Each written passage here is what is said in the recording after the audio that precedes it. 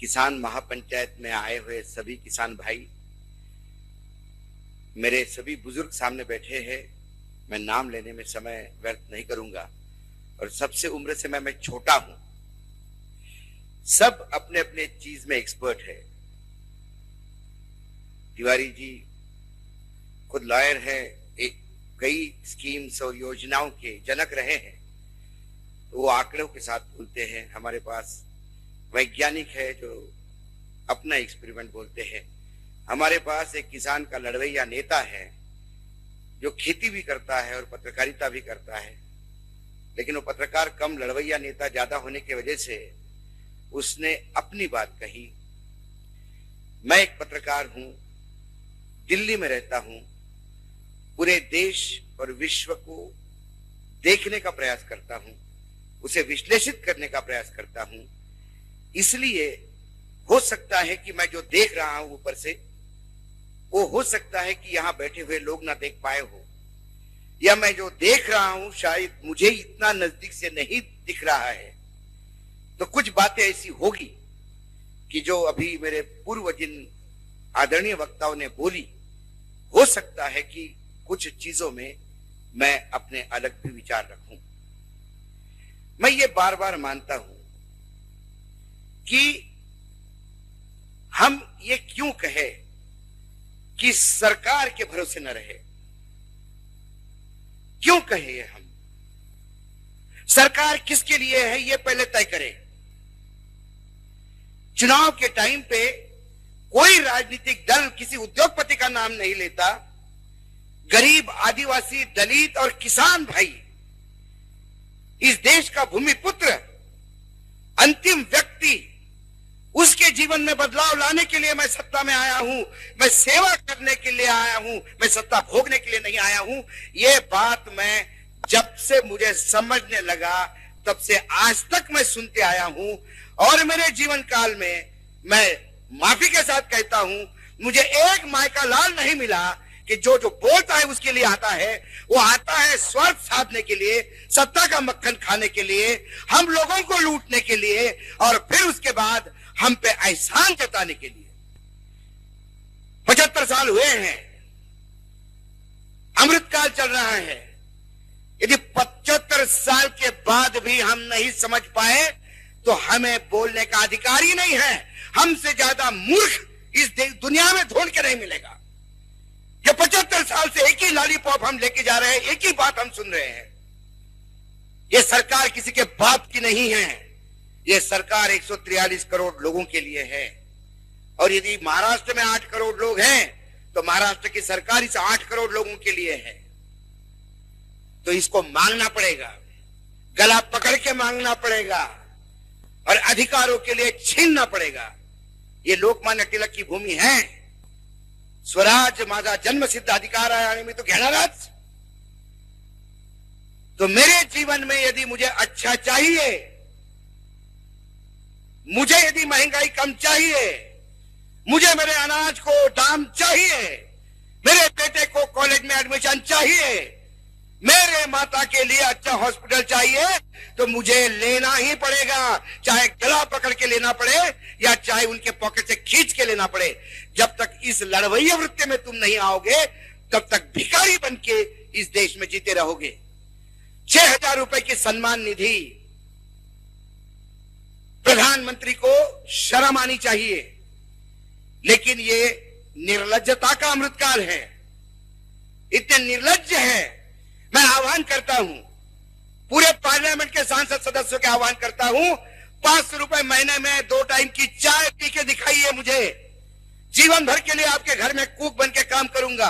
कोई बताइए मुझे 500 रुपए में चाय, 2 टाइम की, सुबह और 4 बजे की चाय आप पी सकते हैं 500 रुपए में? एक 500 रुपए का टुकड़ा भेज के आप कहते हो कि मैं सम्मान निधि दे रहा हूं किसान को, मैं 5 किलो अनाज दे रहा हूं। भीख दे के आप कह रहे हो कि मैं गौरवान्वित महसूस करता हूं। शर्म आती है मुझे इस देश पे। 143 करोड़ का देश है, सबसे ज्यादा सब्जियां उगाने वाला देश है, सबसे ज्यादा विश्व में फ्रूट्स उगाने वाला देश है। पूरी सिलिकॉन वैली में आज पूरा इंडिया राज कर रहा है। ये देश, प्रधानमंत्री कहते कि लोग भूखे सोते हैं यदि मैं 5 किलो अनाज नहीं दूं तो। क्यों आई स्थिति इस देश पे? क्यों ऐसी स्थिति आई है? इसीलिए सवाल तो सरकार को पूछे जाएंगे, सरकार का गला पकड़ना होगा और सरकार को जूते से मारना पड़ेगा, उसके सिवा कोई इसका हल नहीं है। कब तक हम कहेंगे? आपने बिल्कुल तिवारी जी, जो आपका नेचर है, आपने कहा कि आपको पॉजिटिव चाहिए। आप बताइए, पॉजिटिवली बताइए, आंदोलन करने की जरूरत नहीं है। क्या 3 कानूनों के लिए मीडिया ने नहीं बताया था? क्या कानूनों में कमी है? सैकड़ों वीडियो बता के हमने बनाया था ये 3 कानून सरकार किसान विरोधी कैसे हैं।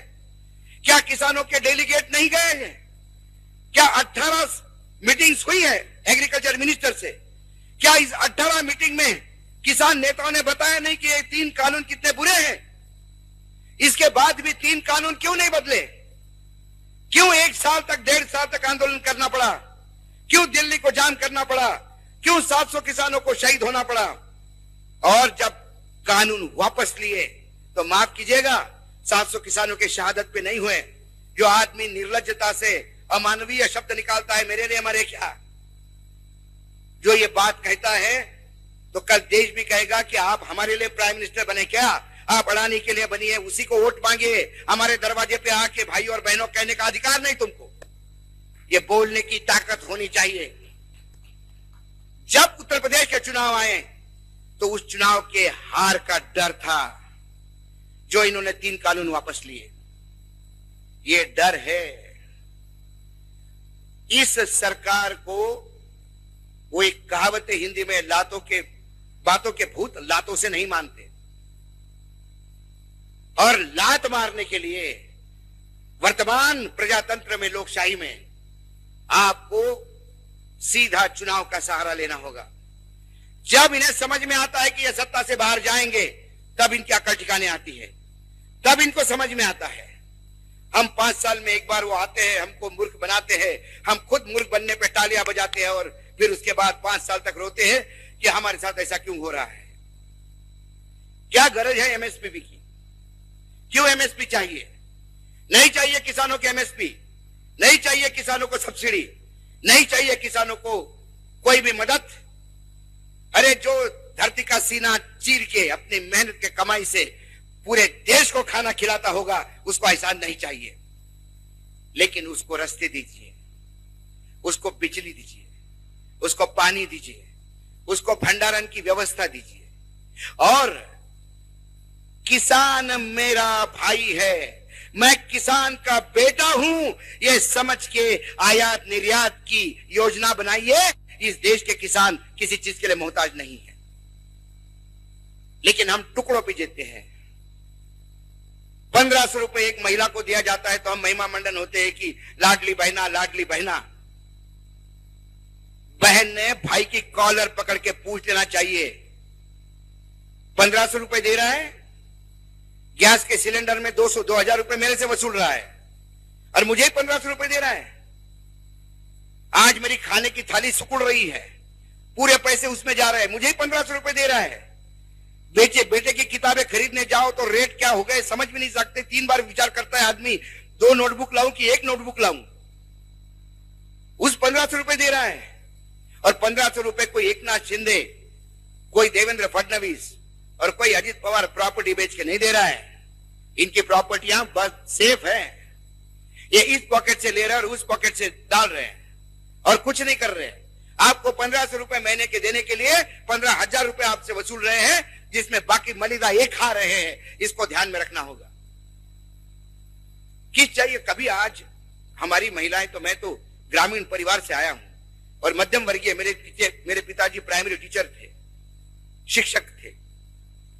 यदि घर में कोई एक्स्ट्रा खर्चा करना होता तो माँ और पिताजी के बीच में डिस्कशन होता था। माँ कहती थी कि नहीं नहीं, इस बार अपन ये नहीं करेंगे क्योंकि खर्चा बहुत हो गया है। बहनों को बोल देना चाहिए इन नेताओं को, ये 3000 रुपए मत दो हमको, 2-4 स्कूल की छतें डलवा दो। हमें 3000 रुपए, 2000 रुपए, 1500 रुपए नहीं चाहिए। हॉस्पिटल में जरा एक मशीन की व्यवस्था करवा दो। हमें नहीं पाई चाहिए भैया पैसे, थोड़े गांव का रोड ठीक कर दो। इस महाराष्ट्र में हम गढ़चिरौली, हमारा ही जिला है, विदर्भ का जिला है। गढ़चिरौली में जितने पेशेंट एम्बुलेंस से जाते हैं, उससे 3 गुना पेशेंट एम्बुलेंस से जाते हैं। किसी ने मुझे दिल्ली में पूछा, ये एम्बुलेंस क्या है? मैंने ये नई स्टार्टअप है। बोले ये हमने कभी सुना नहीं। मैं बताता हूं। 2 बांबू लेने पड़ते हैं, उसमें धोती टांगनी पड़ती है, और वो झूला होता है, उसमें पेशेंट को डाल के कंधे पे लेके 28 किलोमीटर दूर हॉस्पिटल में जाना पड़ता है। ये एम्बुलेंस है। आज महाराष्ट्र 2 लाख करोड़ का वित्तीय घाटा है। उसके बाद सरकार के पास पैसा नहीं कि 20,000 स्थान हॉस्पिटल में और बाकी जगह पे रिक्त पड़े हैं, क्योंकि सरकार उनको भरना नहीं चाहती। भरेगी तो तनख्वाह देनी पड़ेगी, कहां से लाएंगे? सरकार के पास अपनी सरकार आपके द्वार करने के लिए पैसा है। हर आपके द्वार आपके सरकार पे मिनिमम 5 करोड़ का खर्चा है।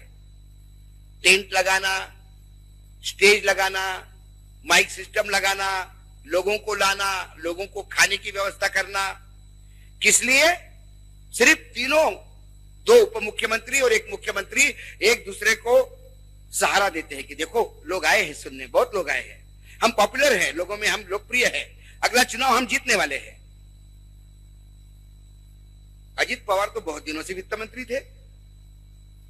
मुझे लगता है शायद पूरे जीवन काल में 5-6 साल छोड़ के 5-6 साल छोड़ के अजित पवार हमेशा ही सत्ता में रहे हैं।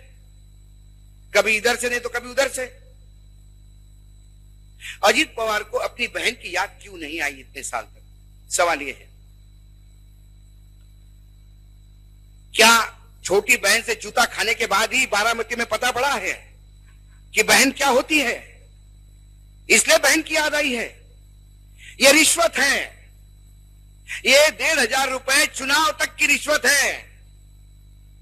चुनाव आयोग कल बता नहीं पाया कि हरियाणा के साथ महाराष्ट्र का चुनाव क्यों नहीं कर रहे हैं, जबकि पिछले 3 चुनाव हरियाणा और महाराष्ट्र एक ही डेट पे होते हैं। इस बार इसलिए नहीं हो रहे हैं कि लाडली बहना का एक और इंस्टॉलमेंट दे दो, 3,000 रुपए अब दे दो, 15,000 रुपए और दे दो, 4,500 रुपए में वोट खरीदेगा। ये वोट खरीदने की बात है। इस कपटी भाई को देख लीजिएगा।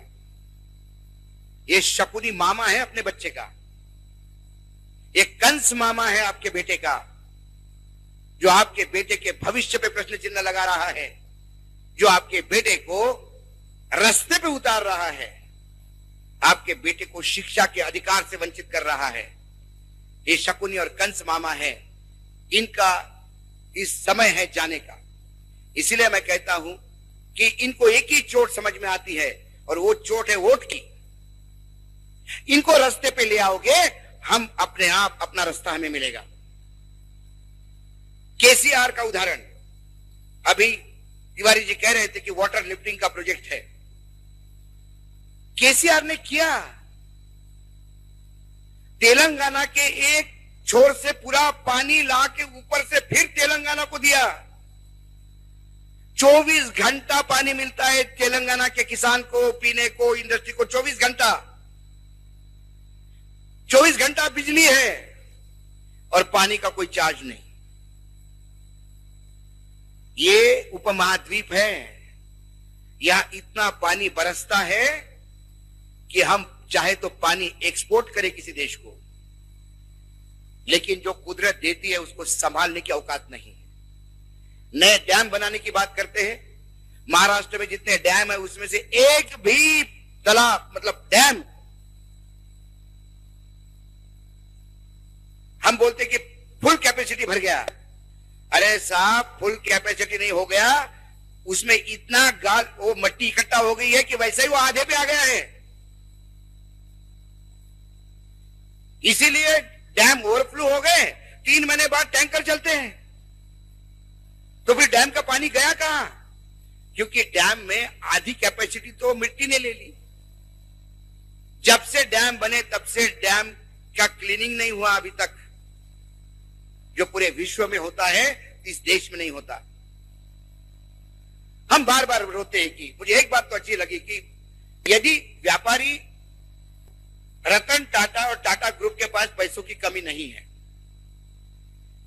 एक टीसीएस टाटा कंसल्टेंसी इतना पैसा कमाता है कि टाटा अपने सारे कंपनियों के नौकरों को पगार दे सकता है। लाखों करोड़ का प्रॉफिट है टीसीएस में। लेकिन इतना होने के बावजूद नागपुर की एम्प्रेस मिल टाटा ने बंद कर दी। व्यापार का धोरण है, जिसमें नफा नहीं है बंद कर दो। किसानों को यही देखना होगा, जिसमें नफा नहीं बंद कर दो, दूसरा ले लो, दूसरा उगाओ। इस देश में क्योंकि डिजिटल क्रांति हुई है, अभी सर ने भी कहा कि 4 घंटा हर आदमी मोबाइल पे रखता है। इसी मोबाइल के द्वारा हर किसान अपना खेती का पैटर्न बदल सकता है, अपने खेती का पूरा क्रॉप सिस्टम बदल सकता है, और लेने के लिए लोग तैयार हैं। आज कोविड के बाद जो आयुर्वेद का चलन चला है, कई कंपनी के बड़े बड़े ऑफिसर, चेयरमैन, मैनेजिंग डायरेक्टर जब मिलते हैं दिल्ली में किसी आयोजन में, तो बार बार एक ही बात कहते हैं कि आउटसोर्सिंग नहीं हो रहा है। मैंने बोला क्या? बोला वो आयुर्वेद वाला वो नहीं मिल रहा है। मैंने बोला क्यों नहीं मिल रहा है? बोले इसका फार्मिंग ही नहीं हो रहा है। वो लोग खेत लीज पे लेके फार्मिंग कर रहे हैं। और ये सारी चीजें कोई ज्ञान नहीं दे रहा हूं, आप यूट्यूब पे जाइए, new way of farming, 2 lakh video मिलेंगे।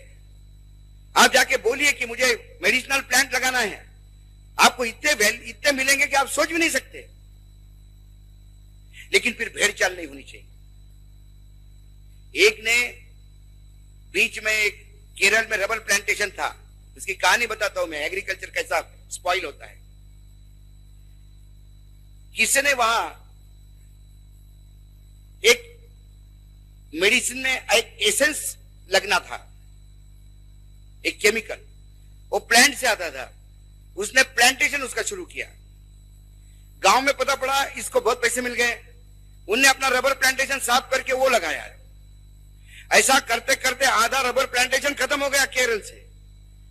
एकाएक ये मेडिसिनल प्लांट खत्म आगे आ गए, और जो माल वो 2000 रुपए किलो का बेच रहा था वो 20 रुपए किलो पे आ गया। वो भी भेड़ चाल देखनी चाहिए। यदि उसने वो किया, जरूरी नहीं हम करें। मैं यवतमाळ जिले से का ही हूं, तो हम जब मामा के गांव जाते हैं तो सब भाई मिलते हैं वहां पे। तो पूछा मैंने, क्या गजू क्या है इस साल? कापूस लावला होता म्हणे भाऊ। म्हणजे काय झालं रे पुढे? काही नाही विजया, म्हणजे लय त्रास झाला, भाव भेटत नाही, लय खर्च झाला, काही परवडलं नाही म्हणे यावर्षी। मग अरे म्हणलं काही नवीन कर, दुसरं काही पहा। जबरदस्ती का कापूस? हो भाऊ आता नक्की यावेळेला ठरवलं म्हणे, यावेळेला लय शकाटली म्हणे, पण अगले साल मिला। मैंने क्या गजा, क्या इस बार कापूस लावला? मैंने फिर से, भाऊ अपने को कुछ आता नहीं ना दूसरा, क्या है ये? मी हरियाणात फिरतो, पंजाब मध्ये फिरतो, तिथे शेतकरी आत्महत्या करत नाहीत, कारण तिथे शेतकरी एकत्र बसतो। याच्यात नाही झालं तर मधाचं काम चालू केलं त्यांनी, ते नाही झालं तर तुपाचं काम चालू केलं गाई म्हशी करून। पण जो धंधा लॉसचा है, जिसमें लॉस है उसमें हाथ नहीं डालने का, तुरंत चेंज होता है। रतन टाटा यदि अपनी इम्प्रेस मिल इतना पैसा होने के बाद भी नहीं चालू कर सकता, ये सोच सकता कि अरे इतने लोगों को नौकरी चली जाएगी, इधर का पैसा थोड़ा उधर डालू ना, बिल्कुल नहीं करेगा। वो इम्प्रेस मिल बेचेगा, फिर उसकी जमीन बेचेगा और पैसा कमाएगा। और सारे कर्मचारी वर्मचारी वो सरकार जाने, हमारा काम नहीं है, सरकार देखेगा इन लोगों को क्या करना है। लेकिन हम किसान क्यों, किस लिए? जो आपको जिसका रेट हो, वो एक स्टोरी हमने की थी। सातारा के पास एक किसान था, उसने एक फसल लगाई, फसल आधी खराब हो गई, जो निकली उसको भाव नहीं था मार्केट में। पागल हो गया। 5 एकड़ जमीन, घर बैठ गया। उसको पत्नी ने बोला किस्मत, अब खराब हो गया, मैं क्या करूं, मैंने जानबूझ के थोड़ी किया। पत्नी ने कहा कि ऐसे घर बैठ के कितने दिन बैठोगे, कुछ तो काम करो, नहीं कुछ तो सब्जी ले आओ घर बाहर जाके। और सब्जी लेने गया। सब्जी लेने के बाद वो बोला कोथिंबीर सांबार दे म्हणे जरा इथं टाक। वो म्हणे तसं नाही टाकता येत, 80 रुपये किलो आहे म्हणे, घ्यायचं असलं तर विकत घ्या म्हणे। वो सर खुजाते हुए वापस आया। उसने किसी को पूछा, ये यार ये सांबार कैसा लगाते हैं? वो बोला यूट्यूब पे देख। उसने यूट्यूब पे देखा, पता पड़ा ये 40 दिन की साइकिल है। ये फिर उस गाड़ी के पास गया, बोले 80 रुपए किलो कब तक बिकेगा? बोले अभी कम से कम 3-4 महीने शॉर्टेज है, ऐसे ही रहेगा। उसने दूसरे दिन खेत में काम करना चालू कर दिया, सांबार की खेती की, और 3.5 लाख रुपए का सांबार बेचा 40 दिनों में। ये वो कर सकते हैं तो हम भी कर सकते हैं। लेकिन कल आप सांबार 3 लाख का बेचोगे, उस पे भी आपको टैक्स देना पड़ेगा। सरकार आपको कहीं से नहीं छोड़ेगी। जब भी किसी संगोष्ठी में ये होता है कि किसानों को टैक्स लगाओ, ये टैक्स चोर है, इनकम टैक्स नहीं है इनको, तो मैं बोलता हूं इस देश में 5% लोग भी नहीं इनकम टैक्स देते। लेकिन मेरा किसान टैक्स नहीं देता ऐसा मत कहो। वो तो पैदा होते से उसके घर में बच्चा टैक्स देने लगता है, उसका बाप मरता है तो भी टैक्स दे के जाता है, जीवन भर टैक्स देता है। इस देश में भिखारी भी टैक्स देता है, क्योंकि भिखारी मंदिर के सामने पूरे दिन भर मंदिर रहता है, और जब किसी बस से घर जाता है, सिटी बस से, वो जो पैसा देता है बस का, उसमें 20% बस के चार्जेस है और 80% टैक्सेस है। टैक्स तो सब देते हैं, और टैक्स देने के बाद ये हमारा नैतिक अधिकार है, ये उनका एहसान नहीं। ये हमारा अधिकार है कि हम हमारा जीवन यापन ठीक करें। ये हमारा अधिकार है। खासदार और आमदार नौकर है, साहब मत कहिएगा। इनको साहब बोल बोल के आपने सर पे चढ़ा के रखा है, कंधे पे बिठा के रखा है। अब उन्होंने कान में सुसु करना शुरू कर दिया। समझ जाइए इनको अपने औकात में रखिए। 5 साल बाद वोट मांगने आता है, अगली बार 5 साल बाद वोट मांगने आया तो भगा दीजिए गांव से।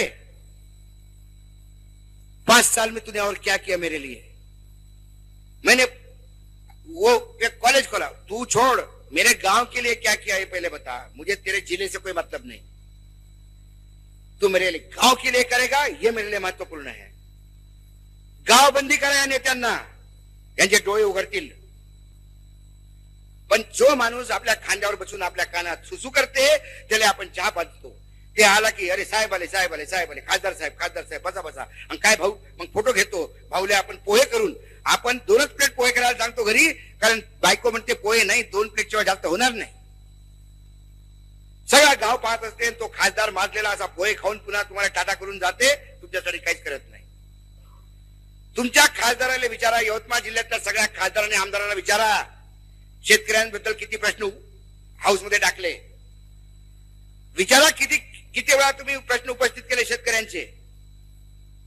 शेतकरी मेलेल्या बातम्या पाठीमागे अशा छोट्या येतात, कारण आता शेतकरी मरणं हे इतकं नियत झालेलं आहे की 2 दिवस कोणी मेलं नाही तर वाटते काय बातम्या नीट येऊन राहिल्या का?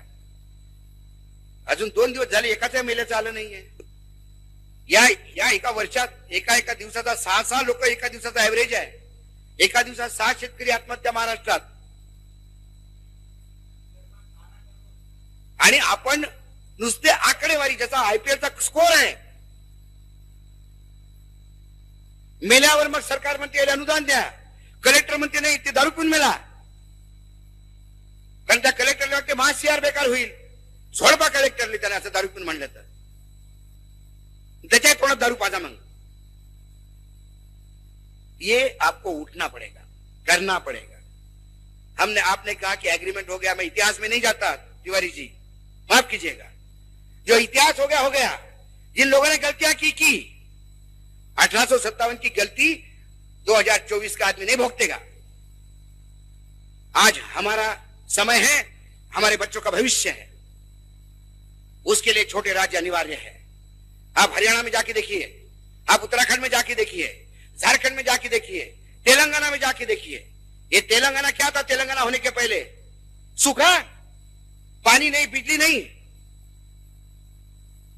आज तेलंगाना क्या है? महाराष्ट्र के कुछ गांव जो तेलंगाना में लग के है, उन्होंने एप्लीकेशन दी कि हमको तेलंगाना में जाने की परमिशन दी जाए। महाराष्ट्र के गांव महाराष्ट्र छोड़ने को तैयार है,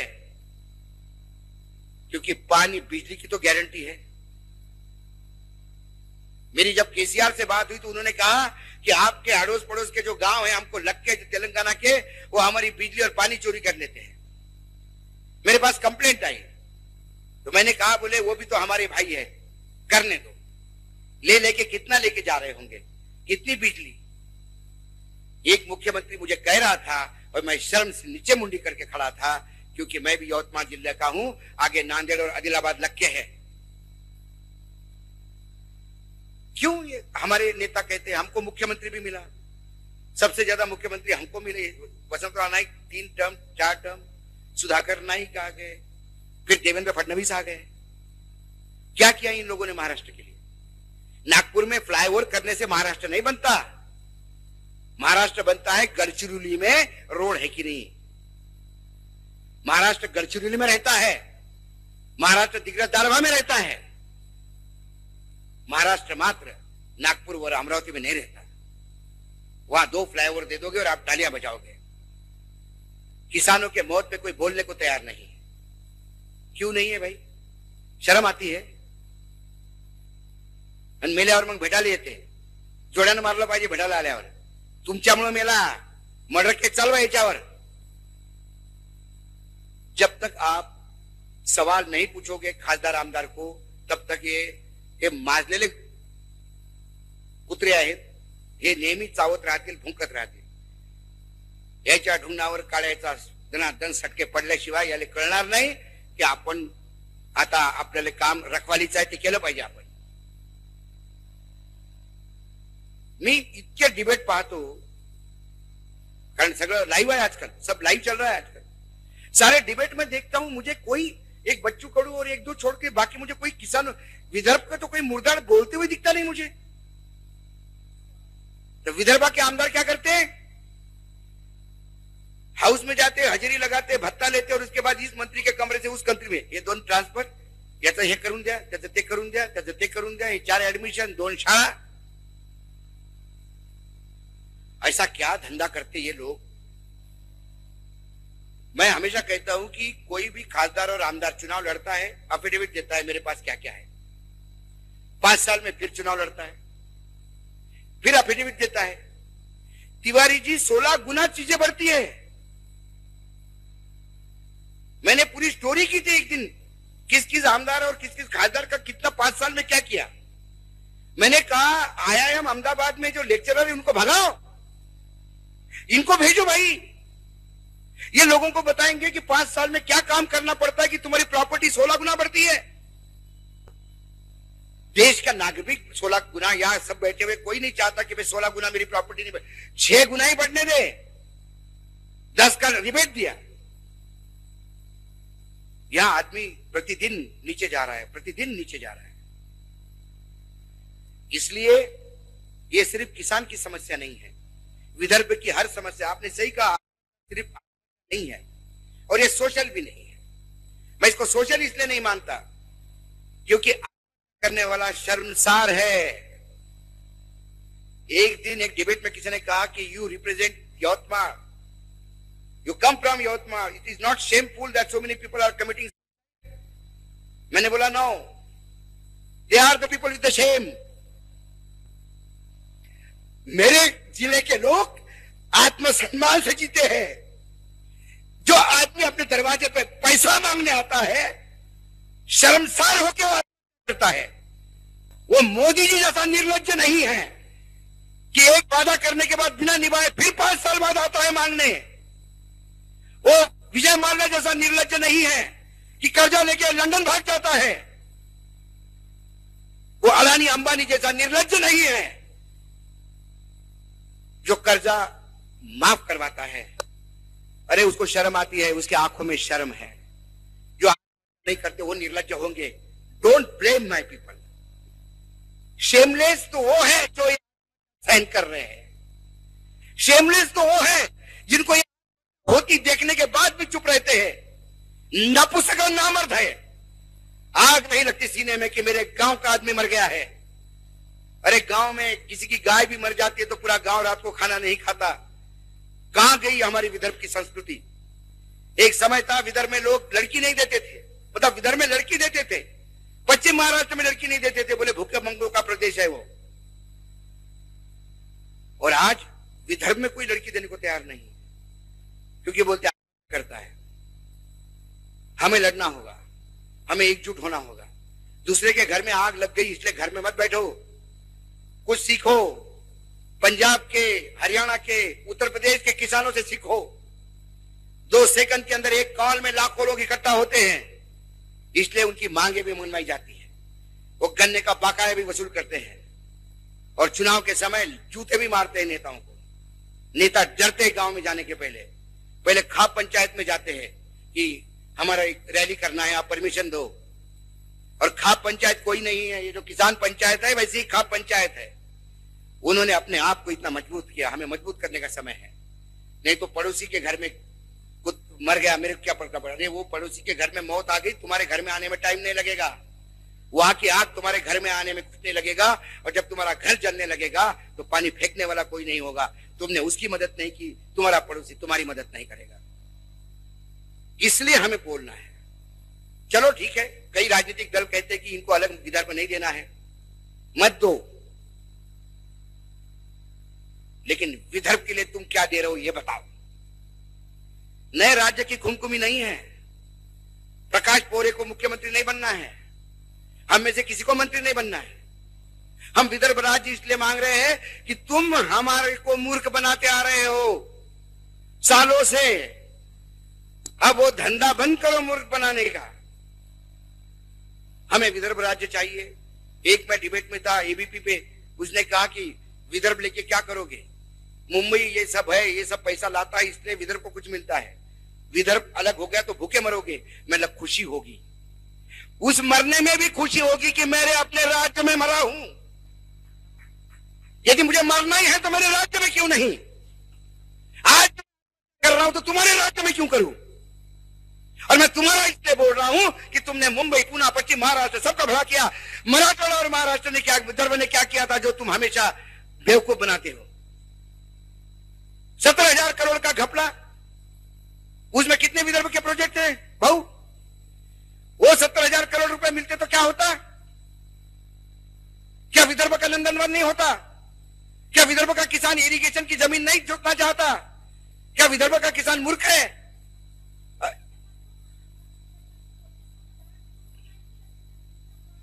ये हालत है। तो या तो स्वयं नेता बनेंगे, तो सत्ता के लिए नहीं बनेंगे। मैं आज बोल रहा हूं बड़ी तमीज से और बल्कि रिस्पॉन्सिबिलिटी से बात बोल रहा हूं। विदर्भ आंदोलन में जो लोग जुड़ेंगे वो नहीं बनेंगे मंत्री, नहीं लड़ेंगे हम में से कोई चुनाव।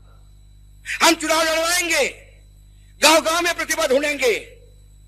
मेरा एमएलए होगा तो पोस्ट ग्रेजुएट होगा, मेरा एमएलए होगा तो गांव के लिए रोने वाला होगा, मेरा एमएलए होगा तो बस में जाने वाला होगा, मेरा एमएलए होगा तो उसको पता होगा कि ज्वार की रोटी के मायने क्या है।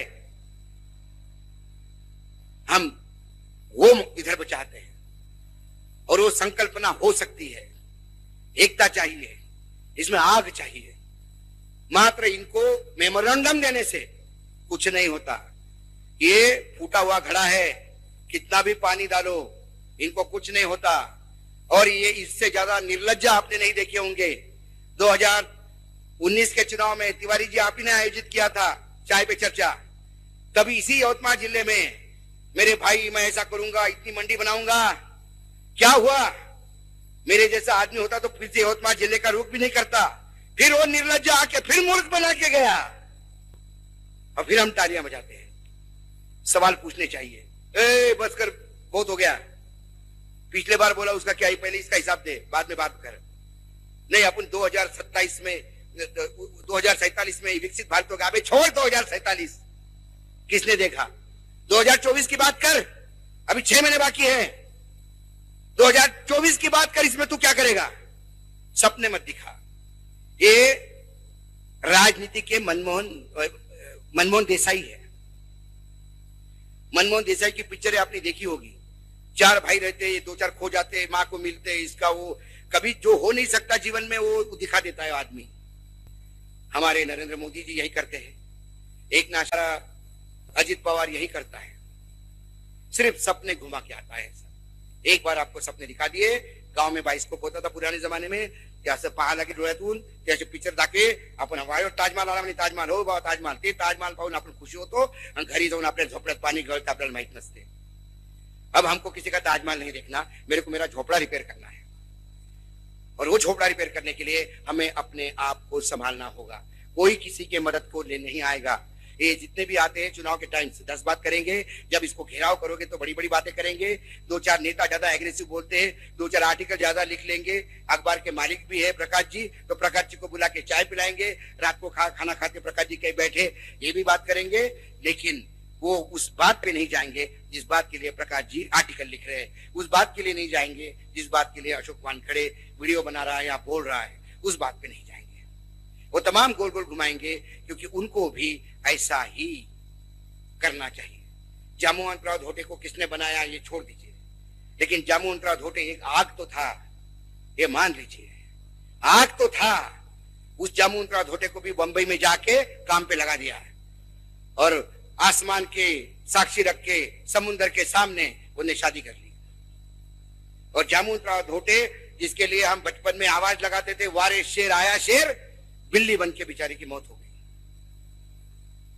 तो ये शेरों को बिल्ली बनाना जानते हैं, तो उनके चक्रव्यूह में नहीं अटकना है, उनके लॉलीपॉप में नहीं अटकना है। और मैं बार बार कहता हूं, मैंने प्रकाश भाऊ को भी कहा, मैंने बोला मैं छोटा हूं उम्र से, लेकिन मेरे साथ प्लस पॉइंट यह है कि मैं दिल्ली में 30 साल से पत्रकारिता कर रहा हूं और पूरा देश निरंतर भ्रमण करता हूं। ऐसा नहीं कि मुझे घूमने में मजा आती है। सुबह 5 बजे का फ्लाइट पकड़ने के लिए मुझे घर से 2 बजे निकलना पड़ता है, और 2 बजे निकलने के लिए मैं रात भर घड़ी देखता हूं, 2 बजे की नहीं। रात भर नहीं सोता, फ्लाइट पे जाता हूं। लोगों को लगता होगा विमान में बहुत अच्छा लगता है, विमान में आप 3-4 बार लगातार प्रवास कीजिए, आपको लगेगा कि मैं इससे अच्छा बस में जाऊं। ये स्थिति है। उतरने के बाद फिर काम पे लगता हूं, सैकड़ों किलोमीटर ट्रैवल करता हूं। एक दिन में मैंने रात को मैं पूना में एक प्रोग्राम में भाषण दिया, सुबह 5 बजे उठ के मुंबई गया, मुंबई से पटना का प्लेन पकड़ा, दोपहर को 2 बजे पटना पहुंच के पटना में भाषण दिया, और उसके बाद रात का फ्लाइट पकड़ के दिल्ली आया। तकलीफ होती है, घूमने के लिए नहीं, क्योंकि मैं जाता हूं तो मुझे पता भी नहीं पटना का कौन किधर है, क्या किधर है। हर आयोजन ऐसे उसमें नहीं होती। नेचुरोपैथी सेंटर में कई जगह पसीने में तर होता है, कई जगह खाने के लिए ऐसी चीज मिलती है कि जो अपन खा भी नहीं सकते, उनके लिए अच्छा लगता है, वो बिहार का खाना नहीं सूट होता है, तो भूखा भी रहना पड़ता है। ये सब इसलिए करते हैं कि मैं जानना चाहता हूं कि देश चल कैसा रहा है, और वो जान के मैं सिर्फ इसलिए कहता हूं कि मैं विदर्भ का बेटा हूं, मेरा दायित्व है विदर्भ के प्रति। मैं आज कोई यूट्यूब का प्रचार करने नहीं आया, भगवान की दया से मेरा 1 मिलियन वैसा भी हो गया, और अच्छे लोग देखते मुझे, उसमें कोई नहीं। मैं इसलिए भी नहीं आया कि प्रकाश जी ने बोला तो आजा 2 दिन अपन मस्ती करेंगे, यहाँ पे कोई मस्ती नहीं। मैं सिर्फ इसलिए आया कि मैं इस भूमि का पुत्र हूं, इसके कुछ एहसान मुझे है और कुछ जिम्मेदारी है मेरी, और आज मेरी जिम्मेदारी निभाने में मैं थोड़ा सक्षम हूं। मेरा इस पूरे विदर्भ की मूवमेंट में, राम सेतु के मूवमेंट में जैसी गिलहरी का रोल था, छोटी गिलहरी छोटी छोटी रेत डालती थी, उतना ही रोल है मेरा, लेकिन उससे भी मैं वंचित नहीं रहना चाहता, इसलिए मैं आया। इस किसान तो अपना काम कर रहा है, सब काम कर रहे हैं, अब सिर्फ मेरा आह्वान युवा शक्ति के है, क्योंकि चाहे उत्तराखंड बना, चाहे तेलंगाना बना, ये युवा शक्ति ने बनाया। जब जयप्रकाश नारायण ने आंदोलन का कॉल दिया, ये युवा शक्ति थी। सारी जितनी क्रांतियां हुई है वो यूनिवर्सिटी से हुई है, चाहे चाइना में हो, चाहे यूरोप में हो, चाहे भारत में हो, हमारे युवाओं को जगाना होगा। उनके भविष्य के लिए नहीं सही, लेकिन उनके बच्चों के भविष्य के लिए एक सुनहरे विदर्भ का सपना साकार करना होगा। सपना तो हम पिछले 40 साल 70 साल से देखते आ रहे हैं। बियानी जी के आंदोलन से सपना ही देख रहे हैं, और इस सपने की पूर्ति मात्र सपने की जिंदा दिन का, जैसे महात्मा गांधी को हम पुण्यतिथि और जन्मदिन के दिन याद करते हैं, ये विदर्भ आंदोलन की पुण्यतिथि और जन्मदिन नहीं है। ये विदर्भ आंदोलन का निरंतर चलने वाला यज्ञ है, और इसको आहुति देनी होगी। अब इस आहुति में और ज्यादा चीजें डालनी होगी, ताकि कहीं ना कहीं ये आग भड़के। इस आग की तपिश से बाकी महाराष्ट्र समझे कि हाँ अन्याय हुआ है, दिल्ली समझे कि नहीं अब इनको अलग राज्य देना होगा। हमें सिर्फ राज्य दे दीजिए, हम अपने भरोसे कर लेंगे, हमें कुछ नहीं चाहिए, हम हमारा राज्य संभाल लेंगे, हम सक्षम हैं। अभी भी तो संभाल ही रहे अपने आप को, क्या केंद्र कर रहा है और क्या राज्य कर रहा है। अभी भी तुम कुछ नहीं कर रहे हो, कभी भी कुछ नहीं करोगे, लेकिन हमें खुशी होगी कि हम कुछ तो कर रहे हैं अपने लिए। और हमारे विदर्भ के जो नए लोग होंगे, जो नई फौज होगी नेतृत्व की, जो विदर्भ के लिए जिएगी और विदर्भ के लिए मरेगी, वो यकीनन विदर्भ को एक नया सुनहरा अवसर लेके आएगी आने वाले भविष्य के लिए, ताकि आज से 20 साल बाद जो बच्चा पैदा हो तो बड़ा होकर गर्व से कहे कि I was fortunate enough that I took birth in Vidarbha. हमें विदर्भ के वो दिन लाने हैं वापस, जब श्री कृष्ण का संबंध भी इसी विदर्भ से हुआ था। विदर्भ को मात्र land of tigers, land of oranges, golden white gold करके ये अब इन उक्तियों को मैं थक गया। हमारे संतरे सड़ जाते हैं, हम उसका फुल प्रोसेसिंग नहीं कर सकते। हमारे टाइगर देखने बाहर से लोग आते हैं, और हमारे यहाँ तो टाइगर देखने भी नहीं जाते, क्योंकि हम अपने कुत्ते को ही 2 टाइम की रोटी नहीं खिला सकते, तो जंगल का टाइगर क्या देखेंगे। हमारे ट्राइबल रिजर्व में कितने, आप सर्वे कीजिए, मैं आह्वान करता हूं, आप सर्वे कीजिए ताड़ोबा में कितने जिले से कितने लोग गए। ताड़ोबा में सिर्फ बाहर के लोग आए हैं। हम ताड़ोबा ताड़ोबा करते हैं दूसरे के लिए, हम ऑरेंज ऑरेंज करते हैं दूसरे के लिए, गोल्ड गोल्ड करते हैं दूसरे के लिए। समय आया है हम अपने बारे में सोचें, और अपने बारे में सोचने के लिए यह यज्ञ शुरू करना होगा। चुनाव सामने है। मैं फिर से एक बार प्रकाश भाऊ आपको, तिवारी जी आपको, छोड़ दीजिए ये तोला, छोड़ दीजिए जो पिछला इतिहास जो हो गया, नई शुरुआत कीजिए, नई इबारत लिखिए, और जब आप लिखोगे तो वो इतिहास में सुनहरी पन्ना कहलाएगा। फिर से एक बार आंदोलन की तैयारी कीजिए, और इस बार युवाओं को रास्ते पे लाइए, इस बार नेताओं को घेरिए, किसी भी राजनीतिक दल का हो, पूछिए विदर्भ देता है कि नहीं, चल लिख के दे, 10 रुपए के स्टैम्प पेपर पे लिख के दीजिए। मैं जानता हूं कि ये बेशरम लोग हैं, लेकिन अपने पास कहने के लिए तो होगा, ये है तूने लिख के दिया था। बाद में तो ये कहते मैंने ऐसा कहा ही नहीं था। प्रधानमंत्री भी झूठ बोलते, उसके बाद तो पूरा देश ही बोलने लगा। अब वो झूठ बोलना मेरा जन्मसिद्ध अधिकार है, और मैं बोल के ही रहूंगा। अब ये नया मंत्र अब लाल प्राचीर से प्रधानमंत्री देते हैं। तो कुल मिलाकर हमें और किसी का नहीं देखना है। हम महाराष्ट्र से घृणा नहीं करते, हम मुंबई पुणे से घृणा नहीं करते, हम मराठवाड़ा से घृणा नहीं करते, हम किसी से घृणा नहीं करते। हम अलग अपने लिए होना चाहते हैं। हम गरीबी सही, हम अपने होंगे। हम ग्रस्त सही, हम अपने होंगे। हम अकाल ग्रस्त सही, हम अपने होंगे। हम लाचार सही, लेकिन हम अपने लाचार होंगे। कोई तीसरा तो नहीं कहेगा कि तू हमारा लाचार है। हम आधी पेट रोटी खाएंगे, लेकिन किसी की सुनेंगे नहीं कि तुम एक रोटी हमारे भरोसे खाते हो। सुन सुन के कान पक गए हैं। कहीं तो कहीं अपना पुरुषार्थ जागिए। नेताओं को पुरुषार्थ नहीं, मैंने तो कहा नामर्दों की एक फौज है जिनको कोई फर्क नहीं पड़ता अपने देश प्रदेश में होने वाली लेके, लेकिन मर्दान की अभी तक बाकी बची है। मतदाता विदर्भ का जो है भाऊ, उसकी स्थिति हनुमान जैसी है। हनुमान जी को हनुमान चालीसा पढ़ के उसको उसकी ताकत की याद दिलानी चाहिए थी। ये मैं संकल्प आप पे छोड़ता हूँ। ये हनुमान चालीसा का पठन करिए, गांव गांव जाके करिए, लोगों को बताइए उनकी ताकत क्या है, युवाओं को बताइए उनकी ताकत क्या है, और उस ताकत के भरोसे ये सपना जो है उसे साकार करना है। और बहुत ज्यादा नहीं, हमें कुछ नहीं, कोई नहीं मतलब दिल्ली में कौन रहता है, हमें कोई नहीं मतलब मुंबई में कौन रहता है, हमें कोई किसी से मतलब नहीं है। हमें मतलब है कि हमारा राज्य हमको दे दो, हम जैसा ही चलाएंगे, हम अपना चलाएंगे, आपके पास नहीं आएंगे, इसकी गारंटी देता हूं। विदर्भ इतना तो खुदगर्ज है कि वो भीख का कटोरा मांग के मराठवाड़ा और मुंबई में नहीं जाएगा, इसकी मैं गारंटी देता हूं, क्योंकि इसी विदर्भ का बच्चा हूं, यही का खून मेरे रगों में दौड़ रहा है। तो मुझे पता है कि मेरा अतीत क्या है, मेरा भविष्य क्या है। बस उसको एक रोड मैप में डालना है। इसलिए मैं कह रहा हूं, गांव गांव जाइए और कहीं उस हनुमान चालीसा का एक हाथ पाठ मेरे से भी करवाना हो तो मैं सदैव आपके लिए हाजिर हूं। आपका छोटा भाई समझिए, आप एक कार्यकर्ता समझिए। मैं जनरली पत्रकार हूं, मैं भाषण देता हूं, मैं जन जागरण का काम करता हूं, लेकिन पहली बार मैं किसी मंच से ये बोल रहा हूं कि मैं किसी आंदोलन का हिस्सा बनने को तैयार हूं और कार्यकर्ता बनने को तैयार हूं। और इसी के साथ मैं फिर एक कहता हूं कि किसी की बोलने की जरूरत नहीं है। एक बहुत बड़ा प्यारा शेर है, शेर ने किसी शायर ने लिखा था, खुद को कर बुलंद इतना कि खुद खुदा बंदे से पूछे तेरी रजा क्या है, इसमें करो। और एक हिंदी के कवि ने लिखा था, कौन कहता है आसमान में सुराग नहीं होता, एक पत्थर तो तबीयत से उछालो मेरे यारो। कौन कहता है विदर्भ अलग नहीं हो सकता, एक बार जोर से आंदोलन तो खड़ा करो यारो। बस इसी के साथ धन्यवाद, जय हिंद।